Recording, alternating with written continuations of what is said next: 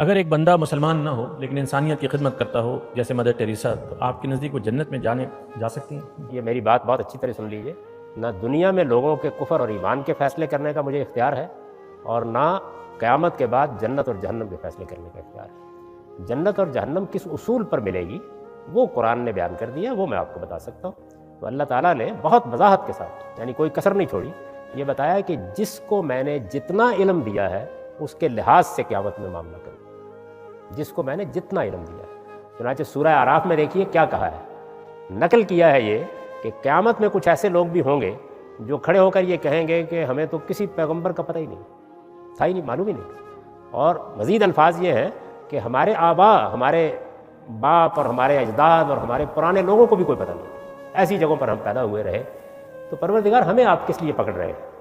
تو وہ یہ کہیں گے کہ جو علم میں نے تمہارے اندر ڈال کر بھیجا تھا اس کی بنیاد پر پکڑ رہا ہوں، میں نے کب کسی پیغمبر کا پوچھا؟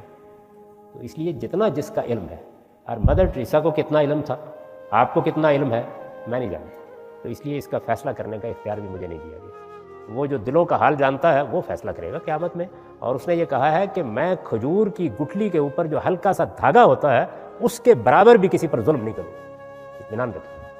اور دوسری بات یہ کہی ہے کہ کسی نیکی اور خیر کے عمل کو میں کبھی ضائع نہیں کرتا جو میرے لیے کیا جائے۔ تو آپ جانتے ہیں کہ مدر ٹریسا سے جب یہ پوچھا گیا کہ آپ نے یہ سب انسانیت کی خدمت کے لیے کیا، انہوں نے کہا میں نے اپنے خدا کے لیے کیا۔ یہ ان کا اپنا جواب ہے۔ اس لیے لوگوں کے بارے میں عذرائے کرم فتوے نہ دیا کریں، اس کا فیصلہ اس پروردگار کو کرنے دیجیے۔ قیامت کے دن کیا کہا جا سکتا ہے کہ کتنے ہیں کہ جو اپنے آپ کو مسلمان کہلاتے ہیں وہ دوسری صف میں کھڑے ہوں گے، اور کتنے ہیں کہ جن کو آپ مسلمان نہیں سمجھتے اور وہ کسی دوسری صف میں کھڑے ہوں گے۔ یہ ہماری دنیا کی تقسیم قیامت میں نہیں چلے گی۔